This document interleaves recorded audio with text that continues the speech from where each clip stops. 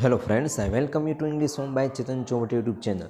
મિત્રો, અત્યારે આપણે સોલ્વ કરવાના છે સ્ટાન્ડર્ડ 12 સાયન્સ એટલે કે વિજ્ઞાન પ્રવાહનું ઇંગ્લિશ સબ્જેક્ટનું 18/1/2024નું જાન્યુઆરી મહિનાનું પ્રશ્ન બેંકનું સોલ્યુશન મીન્સ એકમ કસોટીનું સોલ્યુશન.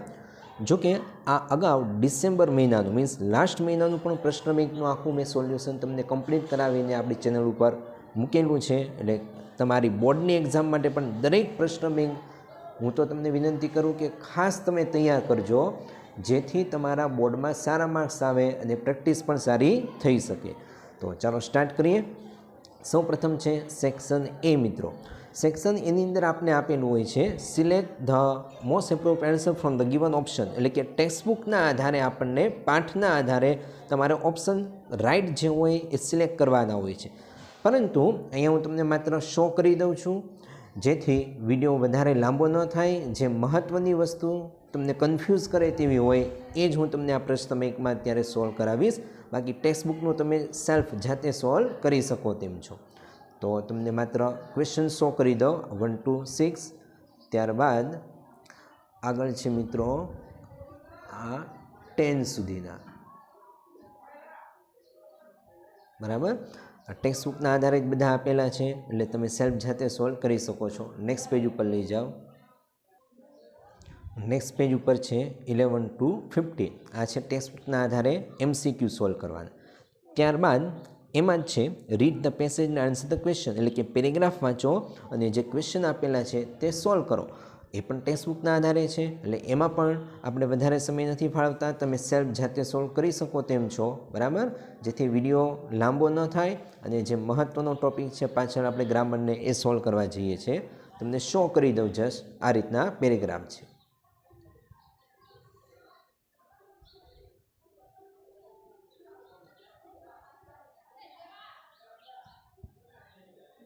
નેક્સ્ટ પેજ ઉપર જઈએ છીએ. નેક્સ્ટ પેજ પરના પેરેગ્રાફ.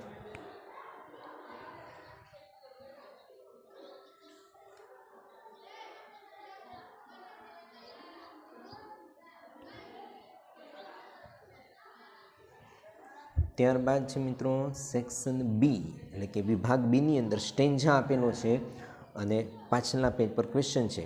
મીન્સ પોએમના આધારે પેરેગ્રાફ પરથી ટેક્સ્ટબુકના ક્વેશ્ચન આન્સર સોલ્વ કરવાના છે. નેક્સ્ટ પેજ પર આ છે તેમના ક્વેશ્ચન MCQ, સેકન્ડ પેરેગ્રાફ અને તેમના MCQ.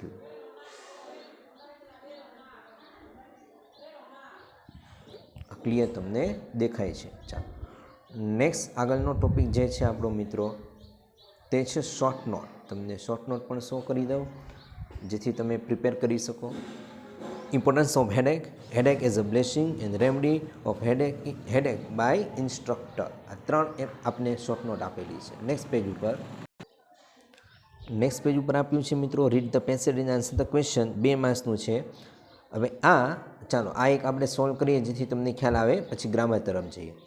ફર્સ્ટ ક્વેશ્ચન છે which river flow in the Chambal valley. Chambal વેલીમાં કઈ નદી ફ્લો થાય છે, વહે છે? તો પેરેગ્રાફ તમે વાંચો એટલે ખ્યાલ આવશે. જો Chambal valley in the Himalaya is surrounded by the high mountain from the 3 side.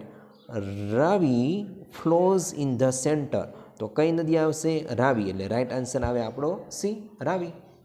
Next which યાત્રા ઇઝ સિમિલર ટુ અમરનાથ યાત્રા. અમરનાથ યાત્રા જેવી જ, સિમિલર એટલે ના જેવી, બીજી કઈ યાત્રા છે?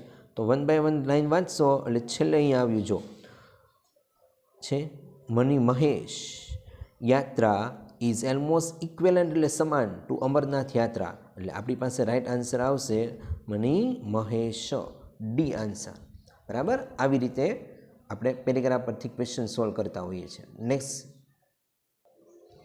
નેક્સ્ટ પેરેગ્રાફ છે મિત્રો, એમાં ક્વેશ્ચન હુ વોઝ ટાયર્ડ. કોણ થાકી ગયું હતું?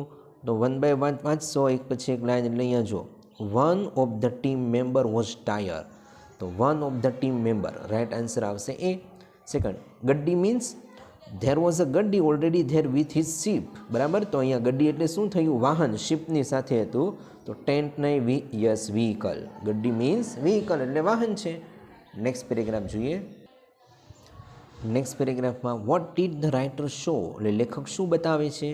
બતાવતા હતા ભૂતકાળમાં to the reasonably clear sighted person. શું બતાવતા હતા ક્લિયર સાઇટેડ પર્સનને? Whenever I met one who seem reasonably clear sight to me, I show them my drawing number 1. આવ્યું? I show them my drawing number 1. તો right answer આપણો આવશે drawing number 1 એ. Two experiment garden એવું કશું જ નહીં. Second, what was the answer of the people regarding the authors drawing? લોકોનો answer reply શું હતું જ્યારે લેખક એને ડ્રોઈંગ બતાવતા હતા? તો જો but the answer was always it is a hat. તો it is a hat. Yes, C option, it is a hat. Next પેરેગ્રાફનો question, what has been extremely useful to the writer? Writer માટે કઈ વસ્તુ ખૂબ મહત્ત્વની સાબિત થઈ? તો જો and indeed geography has been extremely useful to me. Geography, તો રાઇટ આન્સર આપણો અહીંયા આવશે બી, જિયોગ્રાફી. નેક્સ્ટ પેજમાં છે ક્વેશ્ચન છે second, which job had been chosen by the writer? લેખક દ્વારા કઈ જોબને ચોઇસ કરવામાં આવી, પસંદ કરવામાં આવી? ટીચર, પેઇન્ટર, પાયલોટ કે સેલર? તો ફરી પાછો આગળના પેજ ઉપર પેરેગ્રાફ જોઈ લઈએ. જો સો આઈ હેડ choose another job and I learned to pilot aeroplanes. તો આપણો રાઇટ આન્સર ત્યાં આવશે પાયલોટ. Which job? તો પાયલોટ જોબ. બરાબર. આવી રીતે પેરેગ્રાફથી દરેક ક્વેશ્ચનના આન્સર તમે જાતે સેલ્ફ સોલ્વ કરી શકો છો. જસ્ટ ધ્યાનથી ક્વેશ્ચન વાંચવાનો અને પેરેગ્રાફમાં આન્સર ફાઇન્ડ આઉટ કરવાનો. નેક્સ્ટ છે મિત્રો આપણી પાસે સેક્શન સી, વિભાગ સી. શું છે? Identify the function use in the sentence, એટલે કે લેંગ્વેજ ફંક્શનનો ટોપિક છે અને ખૂબ જ મહત્ત્વનો ટોપિક, મોસ્ટ ઇમ્પોર્ટન્ટ એવો લેંગ્વેજ ફંક્શન. હવે મિત્રો આ લેંગ્વેજ ફંક્શનની અંદર આપણને ઓપ્શન આપેલા છે MCQ, એમાંથી રાઇટ કીવર્ડ જે આવતો હોય તેના આધારે તમે રાઇટ આન્સર સોલ્વ કરી શકશો. ફરી પાછું જાણ કરી દઉં, જો તમને લેંગ્વેજ ફંક્શનની અંદર પ્રોબ્લેમ પડતો હોય, ન ખ્યાલ આવતો હોય, તો આપણી ચેનલ ઉપર પ્લેલિસ્ટ તમે સર્ચ કરશો લેંગ્વેજ ફંક્શન, એટલે દરેકે દરેક લેંગ્વેજ ફંક્શન મેં કમ્પ્લીટલી તમને સમજાવેલા છે અને પરફેક્ટ ગુજરાતી મિનિંગ સાથે કેવી રીતે વાક્યનો અર્થ નીકળે, એના કીવર્ડ શું હોય, કેવી રીતે યાદ રાખવું, એટલે તમે વધારે પ્રેક્ટિસ ત્યાંથી કરી શકો છો લેંગ્વેજ ફંક્શન નામનું પ્લેલિસ્ટ દ્વારા. આ ઉપરાંત એટલું જ નહીં, પરંતુ active passive voice, direct indirect speech, આ બધું કમ્પ્લીટ મેં બોર્ડ ઉપર સમજાવીને પ્લેલિસ્ટમાં મૂકેલું છે, જે તમને ખરેખર દરેક એક્ઝામ માટે, બોર્ડની એક્ઝામ માટે પણ ખૂબ ઉપયોગી થશે, સારા માર્ક્સ મેળવવા માટે. તો ચાલો સ્ટાર્ટ કરીએ લેંગ્વેજ ફંક્શન. તેમાં first, the Taj is more beautiful than most other monument. હવે આ ડિગ્રી છે, પોઝિટિવ, કમ્પેરેટિવ ને સુપરલેટિવ ડિગ્રી, એમાંથી આ સુપરલેટિવ ડિગ્રી છે ધ મોસ્ટ મોન્યુમેન્ટ. બરાબર. તો કમ્પેરિંગ, એના માટેનો રાઇટ આન્સર આવે આપણો કમ્પેરિંગ. ડિગ્રી હોય ત્યારે, કોઈ પણ ડિગ્રી માટે comparison. Second, however a contrast દર્શાવે. બરાબર. Though even if, as, however પછી વિશેષણ આવે. આ વિશેષણ છે intelligent. However intelligent Rohit is, એટલે કે રોહિત ઇન્ટેલિજન્ટ હોવા છતાં he can not solve this puzzle, તે આ પઝલ સોલ્વ ન કરી શક્યો. તો કોન્ટ્રાસ્ટ થયું. ઇન્ટેલિજન્ટ હોય તો સોલ્વ કરવો જોઈએ, ન કરી શક્યો, કોન્ટ્રાસ્ટિંગ. Right answer B. ત્યારબાદ number 3, we went to the hospital with a view to. હવે મિત્રો આ વિથ અ વ્યૂ ટુ છે એનો મતલબ થાય ના હેતુથી, એ પર્પઝ દર્શાવે. અને વિથ અ વ્યૂ ટુ પછી હંમેશા આઈએનજીનું રૂપ પકડાય. બરાબર. ક્રિયાપદનું આઈએનજી આવે, નાઉન થઈ જાય. વી went to the hospital with a view two meeting my brother. મારા ભાઈને મળવાના હેતુથી હું હોસ્પિટલ ગયેલો. તો purpose, with a view two A purpose દર્શાવે, શોઈંગ પર્પઝ. બરાબર. આ ઉપરાંત ઇન ઓર્ડર ટુ હોય તો ઇન ઓર્ડર ટુ પણ પર્પઝ દર્શાવે, પણ ઇન ઓર્ડર ટુ પછી મૂળ રૂપ આવે અને વિથ અ વ્યૂ ટુ પછી આઈએનજી વાળું રૂપ આવે, એ ધ્યાન રાખજો. નેક્સ્ટ નંબર 4, અરવિંદભાઈ places cricket as he is instructed. અરવિંદભાઈ ક્રિકેટ એવી રીતે રમે છે એઝ, જેવી રીતે તેમને સૂચના આપવામાં આવી. તો એને કહેવાય expressing manner of action. B option, as આવ્યું અને અહીંયા ઇન્સ્ટ્રક્શન છે એટલે એક્સપ્રેસિંગ મેનર ઓફ એક્શન, કેવી રીતે એક્શન કરવી તેની મેનર દર્શાવે. નેક્સ્ટ નંબર 5 ઉપર જઈએ. આ યુઝ ટુ, જ્યારે પણ યુઝ ટુ આવે તેને કહેવાય ભૂતકાળની હેબિટ. બરાબર. Habitual action in the past. I use to drink milk in my childhood. હું બાળપણમાં દૂધ પીવા ટેવાયેલો હતો. તો એક્સપ્રેસિંગ, યસ, હેબિચ્યુઅલ પાસ્ટ. બરાબર. Habitual action in the past, ભૂતકાળની ટેવ દર્શાવે યુઝ ટુ. નંબર 6 ઉપર જઈએ. ઇફ કન્ડિશન દર્શાવે. If my principal had told me about this information earlier I could have completed the task. જો મને મારા પ્રિન્સિપાલે પહેલાં આ બાબતે જાણ કરી હોત તો મેં આ ટાસ્ક પૂરું કરી શક્યો હોત. ભૂતકાળની કન્ડિશન શરત દર્શાવે તો અહીંયા છે કન્ડિશન ઇન ધ પાસ્ટ, બરાબર. નેક્સ્ટ આગળ જઈએ.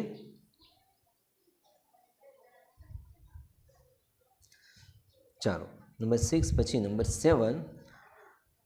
Aditya explain to his father. આદિત્યએ તેમના પપ્પાને એક્સપ્લેન કર્યું ધેટ કે અહીંયા ઇનડાયરેક્ટ સ્પીચ થાય અને ઇનડાયરેક્ટ સ્પીચ થાય એનો મતલબ થાય reporting. Aditya explain to his father that the teacher was very intelligent. તો ઇનડાયરેક્ટ સ્પીચ માટે રિપોર્ટિંગ, બરાબર. ચાલો આગળ નંબર 8. I would rather. હવે વુડ રેધર જે છે મિત્રો એ પસંદગી દર્શાવે. I would rather go by bus than go by taxi. એટલે કે ટેક્સીમાં જવા કરતાં હું બસમાં જવાનું વધારે પ્રિફર કરીશ. એક્સપ્રેસિંગ મેનરના એ પ્રિફરિંગ યસ આવ્યું. વધારે પ્રિફર કરવું એટલે પ્રિફરિંગ. કોન્ટ્રાસ્ટિંગ ને habitual action in the past એ પણ નહીં. હવે ધ્યાન રાખજો, આઈધર ઓર નાઈધર નોર હોય તો એને કહેવાય ઓલ્ટરનેટિવ ચોઇસ. આઈધર ઓર અથવા નાઈધર નોર આપેલું હોય સેન્ટેન્સમાં તો ઓલ્ટરનેટિવ ચોઇસ બને, બરાબર. અને વુડ રેધર એ પ્રિફરિંગ બને. ચાલો આઈ હોપ આશા રાખું તમને કમ્પ્લીટ લેંગ્વેજ ફંક્શનમાં ખ્યાલ આવી ગયો હશે. અને વધારે મેં તમને વાત કરી તેમ વિશેષ તમારે જો શીખવું હોય, સમજવું હોય તો જરૂરથી પ્લેલિસ્ટની અંદર તમે આપણા દરેક વિડીયો જોજો લેંગ્વેજ ફંક્શનના. તમને ખરેખર ખૂબ મજા આવશે અને શીખવા પણ સરળતાથી મળશે. નેક્સ્ટ આગળ વધીએ છીએ મિત્રો. ત્યારબાદ છે સિલેક્ટ ધ કરેક્ટ સેન્ટેન્સ. તમારે 4 ઓપ્શન આપ્યા છે, એમાંથી રાઇટ આન્સર જે હોય એ સિલેક્ટ કરવાનું. હવે આ શું છે? The learner use the grammatical item. એટલે કે ગ્રામેટિકલ આમાં કોઈ પણ આઇટમ હશે સચ એઝ, જેમ કે કનેક્ટર. કનેક્ટર એટલે સંયોજક, કન્જંક્શન. મિત્રો તમને જાણ કરી દઉં, કનેક્ટર એ સિન્થેસિસ માટે પણ ખૂબ ઉપયોગી છે. સંયોજક and, or, but, either or, neither nor આ બધા જ, બિફોર, આફ્ટર. અને હાલમાં જ આપણી ચેનલ ઉપર હું 1 by 1 કનેક્ટર એટલે કે સંયોજકના વિડીયો અપલોડ કરું છું જે તમને ઉપયોગી થશે. એટલે કનેક્ટર માટે તમે પ્લેલિસ્ટ જોઈ શકો છો. ટેન્સ મિત્રો, આ દરેકે દરેક ટેન્સ વર્તમાનકાળ, ભૂતકાળ ને ભવિષ્યકાળ, બરાબર. 4 એ 4 થઈને 4 તેરીને 12 કાળ કમ્પ્લીટ મેં બોર્ડ ઉપર તમને સમજાવ્યા છે, એનું પણ પ્લેલિસ્ટ છે.